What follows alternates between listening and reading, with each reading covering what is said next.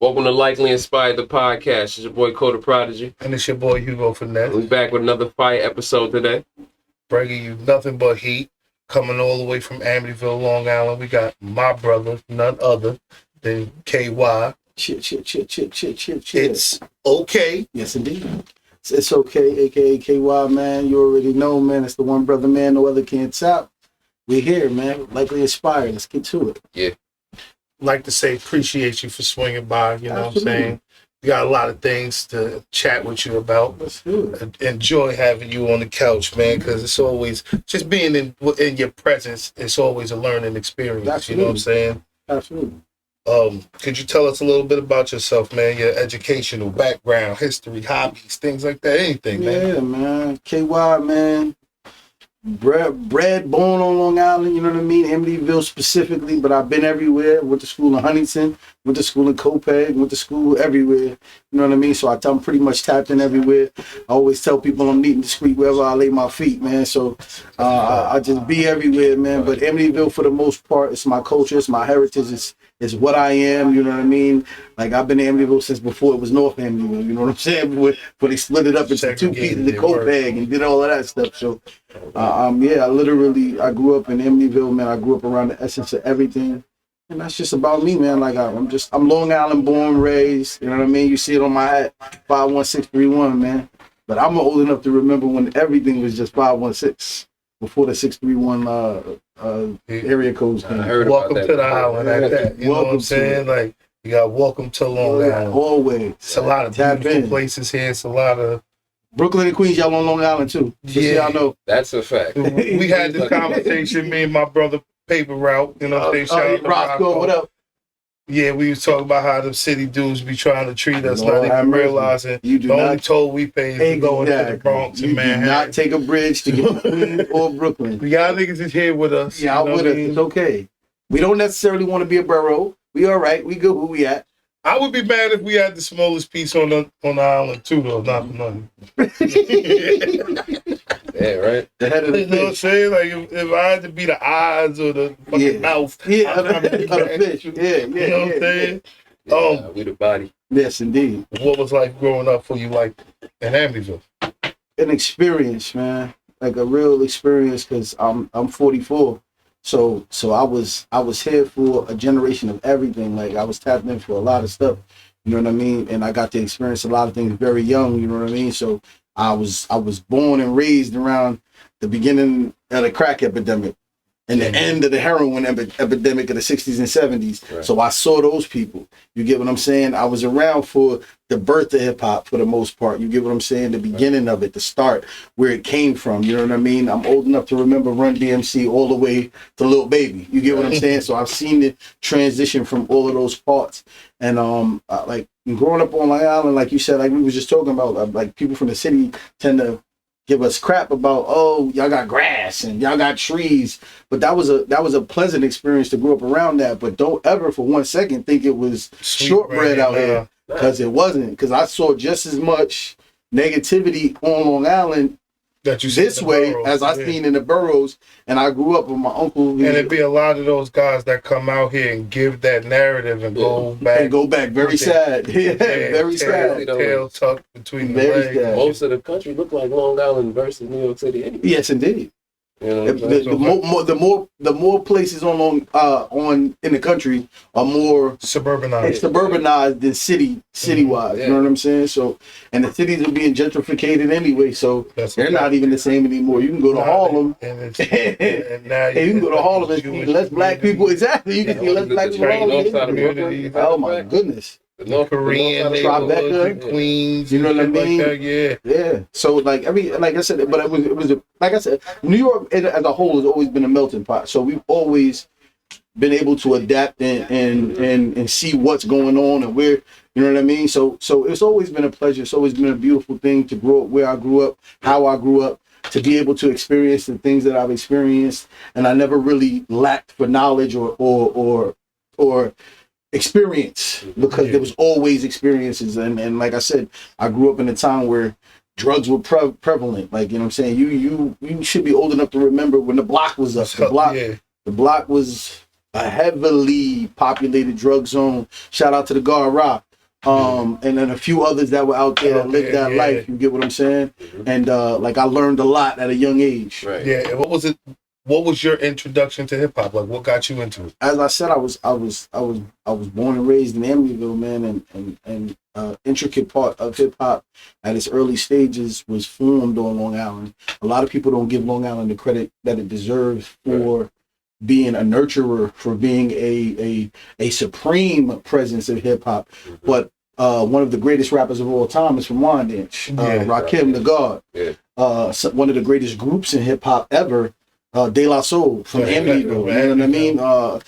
My cousin Dot, you got son of Maceo from De La Soul. You got Craig Mack, K Solo, EPMD. You got Biz Marquee, God bless the dead, man. Biz, Biz, man. You had Tribe Called Quest from Queens.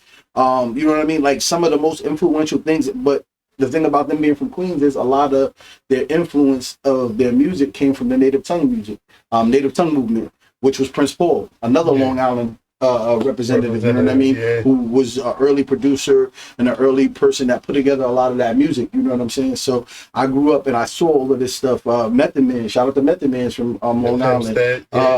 Prodigy from Long Island. I actually used to go to their house. They had a house in Freeport and they used to record there, so I used to go there a lot. You got the Soul For Real boys. Soul For Real Wyandanch, man. So Long Island has been a true presence in hip hop. We can go to the rock and roll, Pat Benatar, Joan Jett, Quiet Riot. Like there's so many people, and Long Island doesn't necessarily get the credit that it deserves for being so prevalent in the music period. But we have always been at the forefront of music, and like I said, I was born into that. Like I'm saying, so like I said, I used to grew up around Mason and Native Tongue movement, so I grew up with just hip hop as my essence. It used to help me go to sleep. It used to help me wake up in the morning. It used to help me get dressed. Absolutely.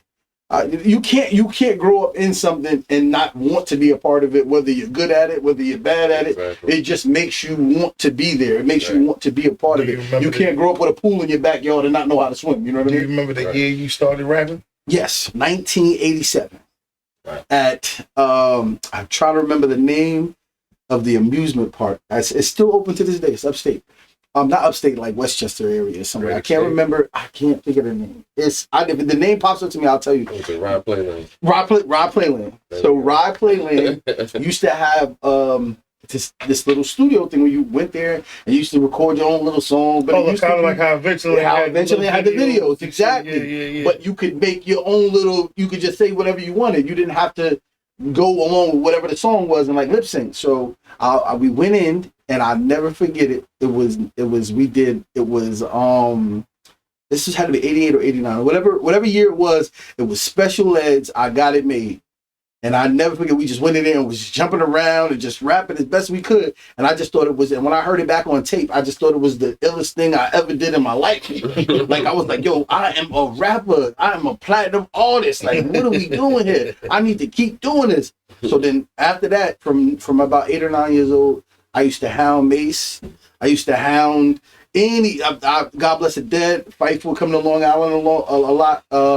At the time, I think he was dating someone that was in the neighborhood or whatever the case may be, and we would see him all the time. I used to try to hand him a tape of me rapping Special Ed as a demo every time I seen him, and he's like, "Little man, I got you, little man. Little man, I got you, little man." And I just thought I was going to be the most amazing rapper ever. When was the first time you ever recorded a song? Recorded an actual song? Yeah. That had to have been when I was about 16, 17. So I want to say like 96, 95, 96. We used to go to a store. It was called Positive Vibes. In Amityville, it was a record store. It was like a mom and pop record store. Shout out to Super Duck. They had a record store, and my boy Slice, what up, Slice? Slice worked there, and he used to let us come in, and we used to record on this little media player that he had, and we used to make songs, and he used to let us listen to them afterwards. But that was the first time I ever remember recording anything, and they actually taking it, and it was my words, something I wrote down, and the original beat, and all of that stuff, and that's what we did. Shout out to Naughty. Naughty was there. Shout out to God bless the dead. Chinks Drugs was there. That's back when he was Millie Chinks. Wow. That's a whole different, you know what I mean? Shout out to Killer Dawn. When was your first performance? My first performance was Amityville Day. Mm. It was Amityville Day, 97, 98. That when everybody had the Everybody had the Browns t-shirts on. Yes, we did. So mind you, we danced and then rapped. We danced because the girls wanted us in their dance routine, and then we rapped afterwards. And I never forget Miss Quinton. That's crazy. I didn't know that was your first performance. That was my first on stage performance in front of people, like in front of a crowd of people. Yeah, I could have sworn that maybe that was after the fact. We followed. It was you and Dap. Yeah, that had to have been after. We followed y'all to a concert. We went to like a college. It was Nassau Community. Yeah, that was after. That was after, right? That was after I was in high school. So that was after I graduated. Because that wasn't really taking it serious. When we were younger, he wasn't really taking it serious. It was more so me, Nadi, my boy A-Rap, Jill, what up, baby? Like only a few of us were really taking it serious. Even Chinks at the time wasn't even taking it serious. Wow. So yeah, Chinks wasn't even taking it serious. Chinks was back you had the support behind you too. I remember it was like 5 cars. Yeah, no. So behind you, 5 cars to go to this performance. It got everything, bro. It got picked up. Yeah. So as it progressed, it's definitely got bigger because then once you get the hang of things, like we were talking about a little while ago, once you get the hang of things, it becomes muscle memory. So when you start putting it together and it gets better and better and better, you actually develop fans. You actually develop people that want to support you, not alone with your boys. Your boys are going to show up anyway. You get what I'm saying? And it was always a situation where I've always been a promoter. I've always been somebody that's going to put people where they need to be and put them in the room so that we can have a good time. So those same people that will follow parties and events that we would do, like, yo, I'm having a show. It's also going to be a party. So then they pull up. You know what I mean? We used to do performances at a place called Cosmos. It was a little lounge spot that we used to run on Oak Street in Copiague. It was just... It was scary in there, boy. It was scary. It was scary in there, boy. It was like it was a mist. It was a college. It was college night. It was like performing in the mist. Wasn't that the last spot on Oak Street? The mist, right? That was the last spot on Oak Street. Yeah, it's done now. Yeah, it's. I think it's like a Latin grocery store now. It's it's not even no more. Like it's right next to the 7-Eleven. It's not, but it used to be a place, man. It was a time, boy. It was a time. That was early 2000s. That was a time. What was it like being on 106 Park? So that story in and of itself is just funny. So earlier, like around 17, 18, right after I graduated, my cousin Dre, shout out to Dre, he was managing me and Dap at the time. We was Real Recognize Real. That was the name of the group. Mm-hmm. So he had shopped some of the music we were making. And we had I think it was Mercury Records. I can't remember the record label, but they wanted to sign us. But then they were like, the deal was crazy. Like they wanted us on the shelf for like 2 years, and they wanted us to owe them like 3-4 albums. We was only going to owe them like 10% of our publishing. So my cousin, being smart, was like, I'm not even going to put these kids into that. I'm not going to put, this is before 360s. So it was just, they going to own everything. They're going to just pay us what they pay us. And that's it. So my cousin, being who he was like, nah, I can't even set them up like that. So a couple years went by. We still continue to do music, me and Dap, whatever. And around 05 is when we went to a cousin of mine had called me like, yo, okay, they doing auditions for raps for Freestyle Friday over at BT. And I was like, okay. He was like, yo, I want you to come with me. At that time, I'm ripping and running. I'm in the streets. I'm doing all kind of stuff. I'm like, I'm not even focused on that. I do music when I can, but I wasn't really focused on it. And he was like, nah, you got to come. Just that's my confidence. When you around, I go off. So I go. So we go. I didn't have a plan to audition, but they was like, you can't wait online because you're taking somebody's spot. So you got to audition. So I audition. We get in. My little cousin goes. He does good. Then they said, all right, you got to go. It wasn't fair. And then not to say I'm the greatest rapper of all time, but it just wasn't fair. Like how they set the young boy up like that, it was bad. I did him very, very greasy. It was pause. It was bad. So they're like, oh, everybody started going crazy. So this was we did the audition.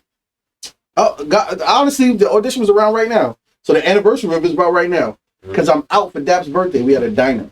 I get the phone call from BT at literally 11 o'clock at night. Can you be here tomorrow? to come do the show because the person we had fell out with the woo-woo. Yeah. So I said, all right, whatever. Let's go.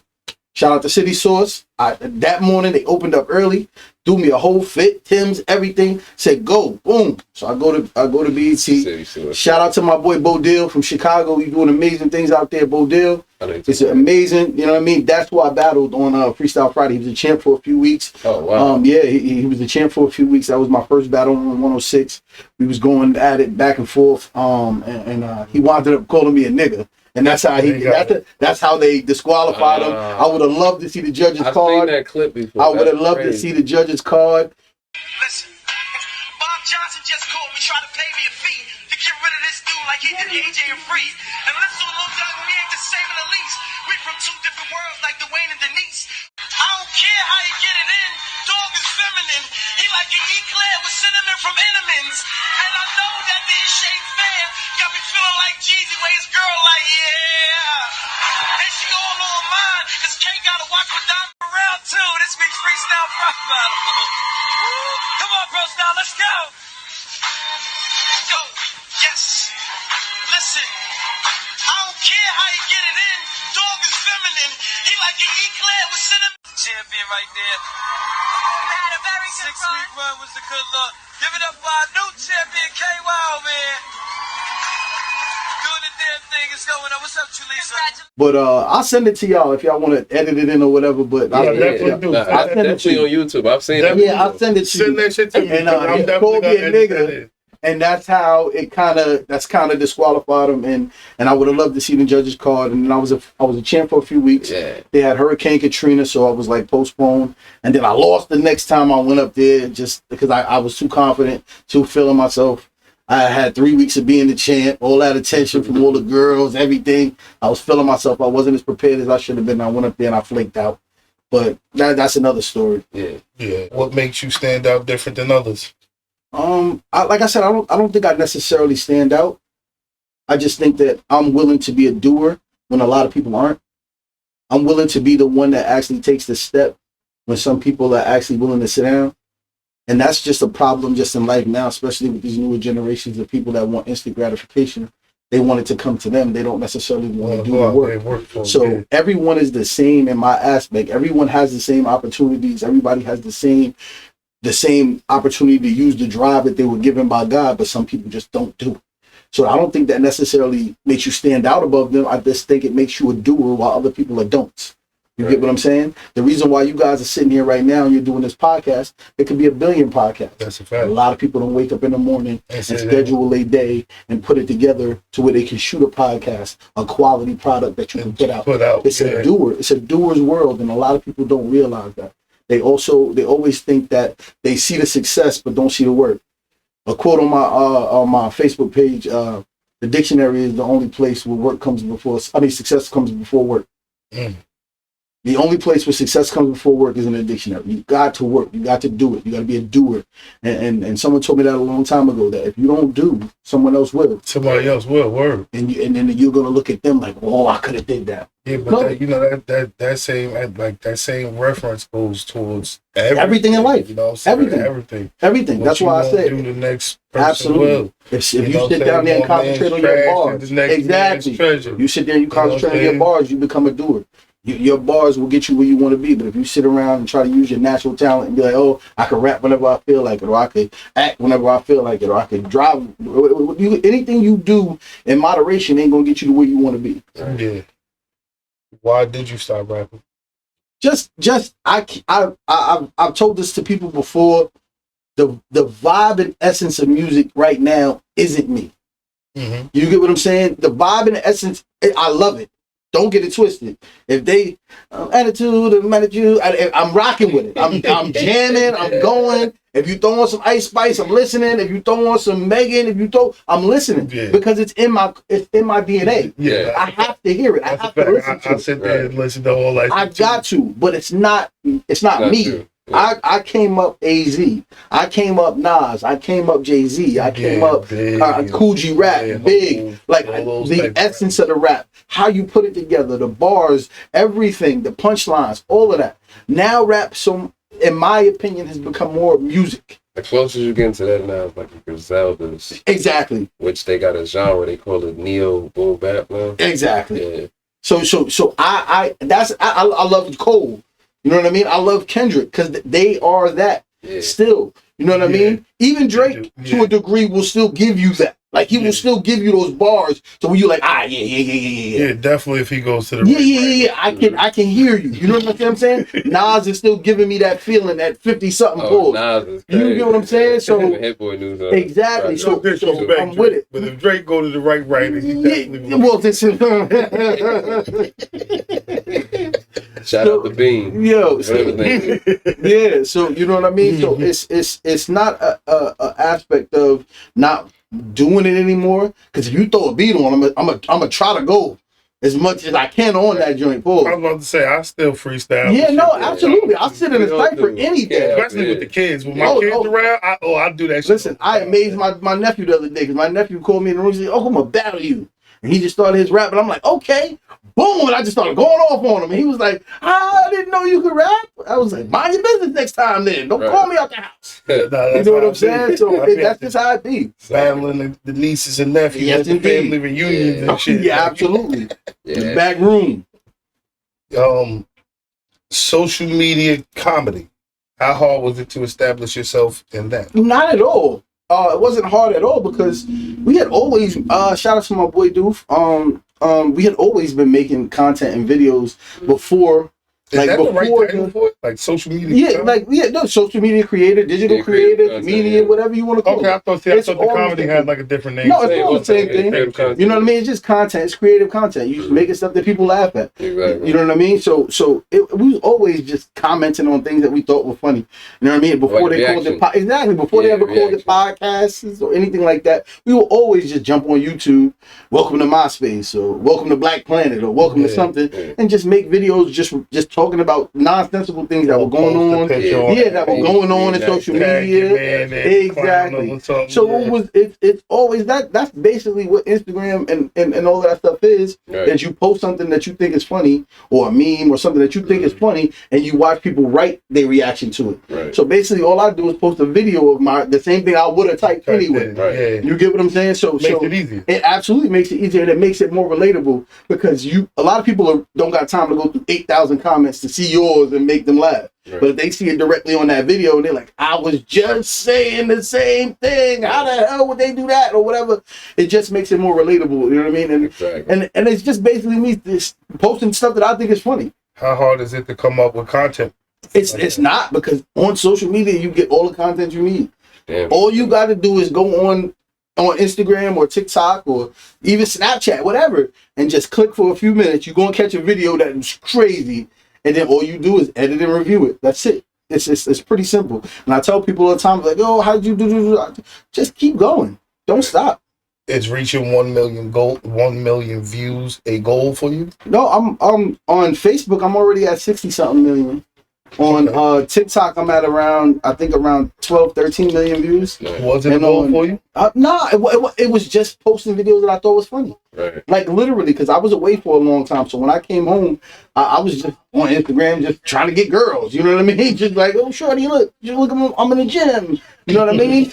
And then I would see people posting stuff that I thought was funny. Shout out to Biscuit. Shout out to a lot of the content creators out there. And they would post stuff, and I would think that it was amusing, or I would think it was funny, or I think it was cool, or I think it was something that I would like to see.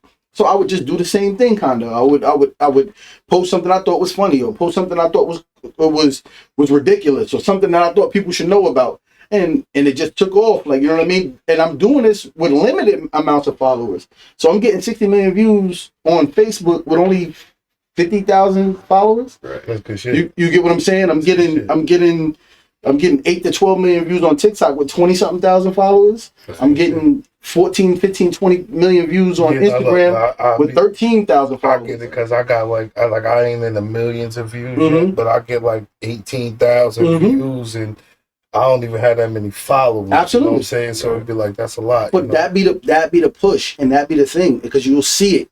You'll see it like, 18,000, and people be like, oh, that's not a million. No. 18,000 means it's 18,000 actual people that look tapped in and watch your video and maybe sent it to somebody. I got about 2,000 of y'all on my shit. Exactly. So you do the math, that extra. Absolutely. So that is definitely I always look at the shares. That's what I look at. I really don't even look at the views like that. I look at the shares. Because the shares means that a physical person actually liked it so much that they sent it to somebody else. Yep. And that's where that algorithm catches hold. Like, oh, this thing has been getting sent a lot. Right. So that's where I focus my attention more, is where the shares are. Exactly. You know what I mean? Because people that are sharing it are actual people. It's not a bot.